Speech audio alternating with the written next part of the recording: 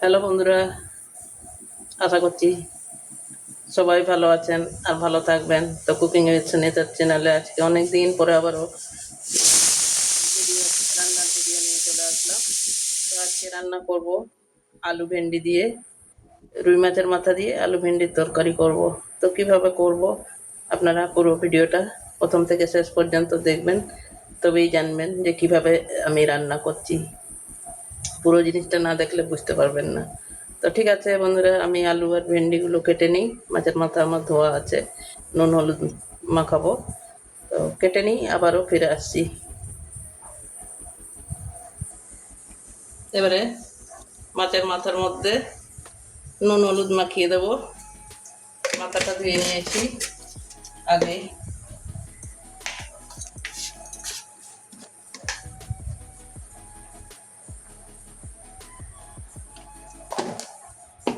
ভালো করে এবারে মাখিয়ে নেব।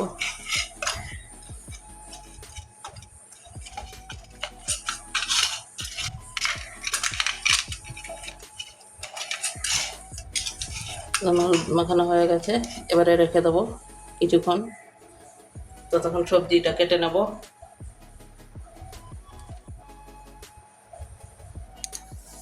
এবারে ভেন্ডিটাও ধুয়ে নিয়েছি, ধোয়ার পরেই কাটবো।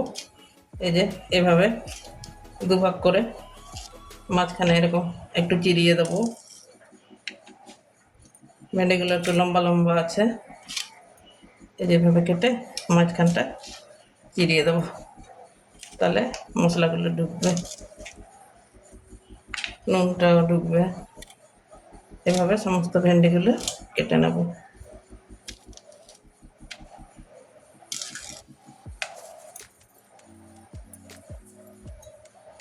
বন্ধুরা, আমার আলু ভেন্ডি কাটা হয়ে গেছে। ভেন্ডি সব কটা কেটে নিয়েছি। আলুটা এই যে এরকমভাবে কেটেছি, আমরা যেমন আলু ভাজা খাই, ভাজার সময় যেভাবে কাটি সেইভাবেই কেটে নিয়েছি। তো ঠিক আছে, এবারে রান্নায় চলে যাই। গ্যাস জ্বালিয়ে কড়াই বসিয়ে দিয়েছি, আর তেল ঢেলে নিচ্ছি।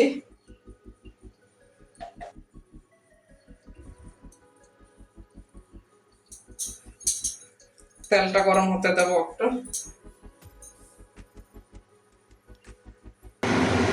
বন্ধুরা, তেল গরম হয়ে গেছে, তেলের মধ্যে একটুখানি হলুদ দিয়ে দিচ্ছি। ভেন্ডিটাকে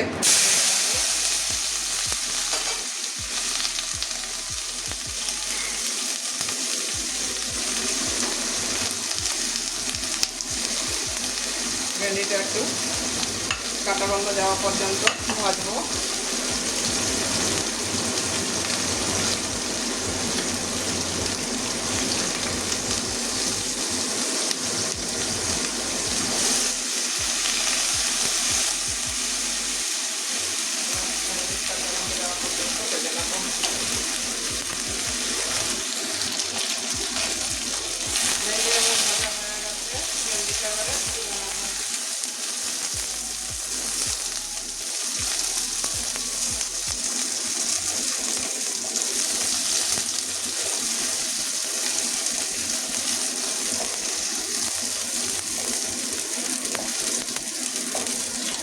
ভেন্ডিটা অনেক তেল টেনে নিয়েছে, তাওয়ার তেল ঢালবো।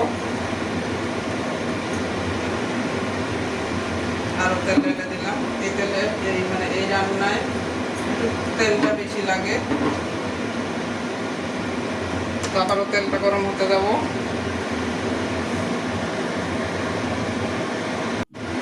তেল গরম হয়ে গেছে, আবারও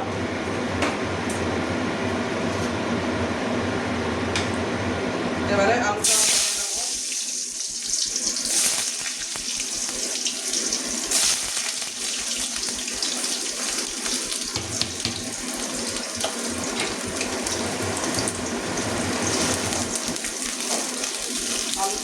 হালকা লাল লাল করে ভেজে নেবো।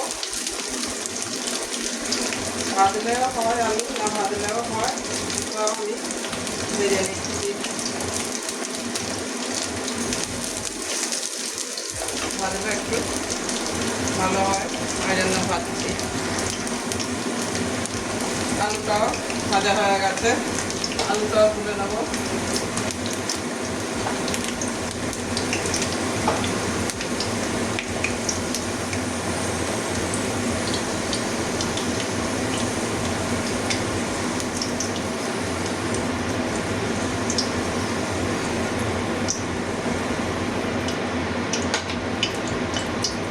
এবারে ওই তেলের মধ্যে মাছের মাথাটাও ভেজে নেব।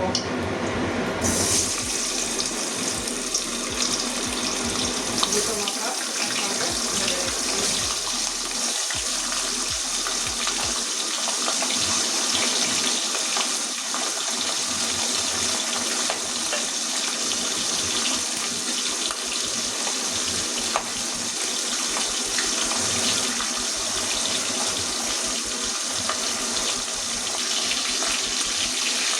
ভাজা হয়ে গেছে, এবারে উঠে দিচ্ছি,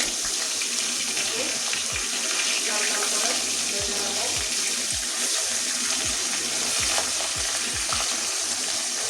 এভাবে লাল লাল করে ভেজে নেব। এরকম আমার মাথাটা ভাজা হয়ে গেছে, দুদিকেই লাল লাল করে ভেজে নিয়েছি। এবারে তুলে নেব।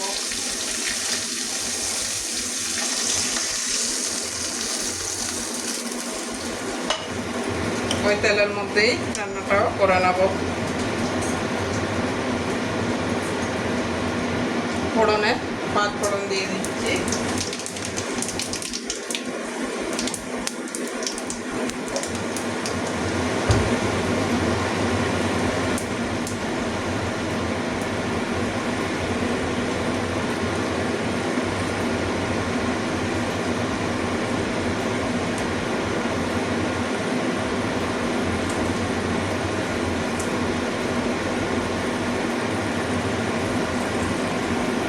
পাঁচ ফোড়ন ভাজা হয়ে গেছে, এবারে পেঁয়াজ কাঁচা লঙ্কার কুচিটাও দিয়ে দিচ্ছি।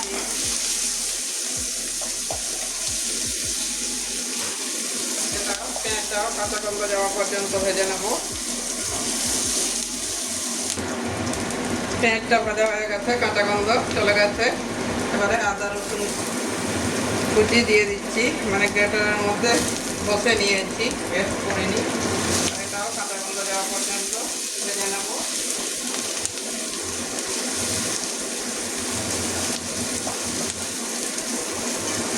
তার সঙ্গে বাকি মশলাগুলো দিয়ে দেবো। জিরেগুলো দিয়ে দিচ্ছি 1 চামচ।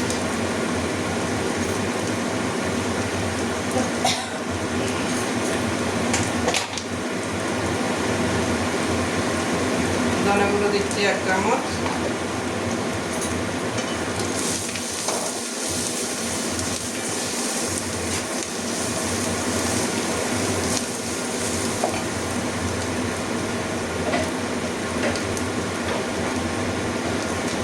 কালারের জন্য কাশ্মীরি লাল লঙ্কার গুঁড়ো দিয়ে দেবো 1 চামচ।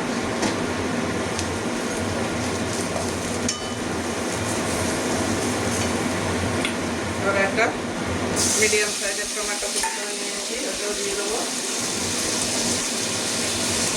তার সঙ্গে পরিমাণ মতো হলুদ দিয়ে দিচ্ছি।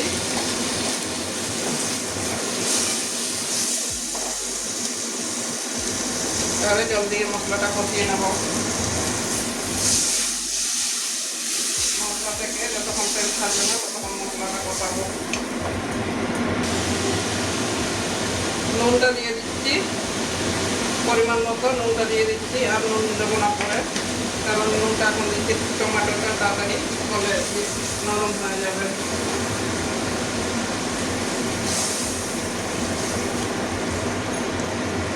মশলা যত কষাবেন রান্না ততই টেস্টি হয়। যাই হোক, মশলাটা ভালো করে কষিয়ে নেব।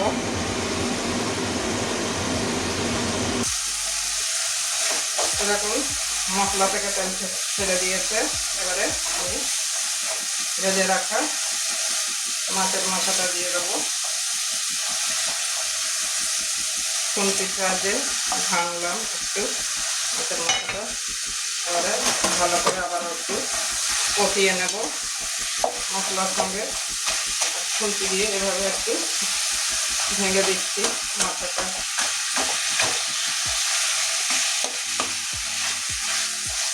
ভালো করে না কষালে না হয় না, কাঠের হাতটা সেদিক হয়ে যাচ্ছে। তাও ভাজাটা ভালো হয়েছে বলে মাছের মাথাগুলো একদম ভেঙে গেল। এভাবে আবারও 2-3 মিনিট ভালো করে কষিয়ে নেব। 2-3 মিনিট আবারও ভালো করে কষিয়ে নিয়েছি। এবারে ভেজে রাখা আলুটা দিয়ে দেবো। এই দুটো শক্ত জিনিস একটু সিদ্ধ হতে টাইম লাগবে, এই জন্য আলুটা এখনই দিয়ে দিয়েছি যাতে তাড়াতাড়ি সিদ্ধ হয়ে যায়। নুন তো দেওয়া আছে, নুন আর দেবো না, তাও টেস্ট করে দেখে নেবো, যদি প্রয়োজন হয় তাহলে দেবো, নাহলে দেবো না। তো 2-3 মিনিট কষিয়ে নিয়েছি ভালোভাবে। এবারে পরিমাণ মতো জল দিয়ে দেবো। এই তরকারি একটু বেশি ঝোল করা যাবে না, এটা একদম মাখা মাখা তরকারি হবে, তবেই ভালো লাগবে। লাস্টে আর একটা জিনিস ব্যবহার করব, সেটা পরে দেব। এখন ভিডিওটা দেখতে থাকুন। তো লাস্টের দিকে আর একটা জিনিস দিতে হবে, ওইটা দিলে আরও একটু টেস্টটা বাড়িয়ে দেবে। তো এবারে ঢাকা দিয়ে 6-7 মিনিট রান্না করে নেব।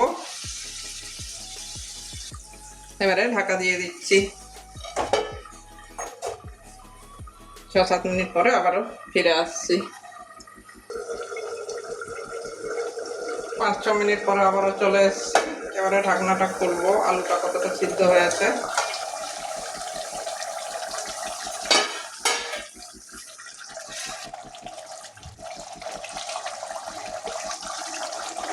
এই যে আলুটা সিদ্ধ হয়ে গেছে, আর একটু হবে, এমনি সিদ্ধ হয়েছে তাও আর একটু হবে আর কি। এবারে ভেজে রাখা ভেন্ডিটাও দিয়ে দেবো।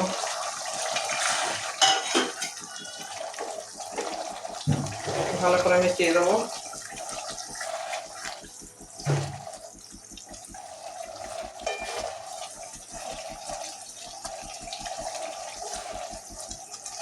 ভেন্ডিটাও ভাজা করেছি, অনেকটাই সিদ্ধ হয়ে গেছে, তাও আবারও একটু ঢাকা দিয়ে আরও 5 মিনিট রান্না করে নেব। একদম মিডিয়াম আছে, আরও 5 মিনিট রান্না করব। আবারও 5 মিনিট পরে চলে আসলাম, আবারও ঢাকনা খুলছি। আগে কাঠের হাতা দিয়ে নাড়াচ্ছিলাম, কাঠের হাতায় ঠিক হচ্ছিল না নাড়ানোটা, ওই জন্য এবারে স্টিলের হাতা দিয়ে নাড়িয়ে দিচ্ছি। তো দেখুন আমার তরকারিটা একদম কমপ্লিট হয়ে গেছে। এই ভেন্ডিটা একদম নরম হয়ে গেছে। এই যে এক টুকরো লেবু রস দিয়ে দেবো, একটু টক টক খেতে হবে, ভালো লাগবে। এটাই বলছিলাম, লাস্টে একটা জিনিস দিতে হবে, কারণ আগে দিলে তরকারিটা ভেন্ডিটা সিদ্ধ হতে চাইতো না, ওই জন্য আমি লাস্টে দিয়ে দিয়েছি। এবারে ভালো করে মিশিয়ে দেবো।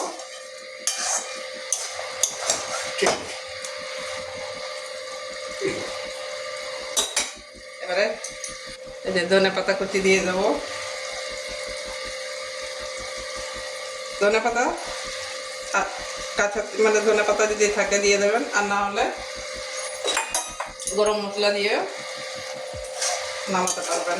গরম মশলা দিয়ে ভালোভাবে মিশিয়ে, গরম মশলা দিয়েও ভালো লাগে। আর এই তরকারিটা একদম এরকমই একদম মাখা মাখা হবে। ভালো করে মিশিয়ে দিলাম ধনে পাতা, একটুখানি ঢেকে দেবো, 1 মিনিটের জন্য ঢেকে রাখবো, তারপরে আবারও নামিয়ে একটা বাটির মধ্যে বেড়ে দেখাচ্ছি। 1 মিনিট হয়ে গেছে। এবারে আবারও ঢাকনা সরিয়ে নাড়িয়ে দেবো একটু। এবারে নামিয়েও নেব, তরকারিটা নামিয়ে একটা বাটির মধ্যে ঢেলে দেখাচ্ছি।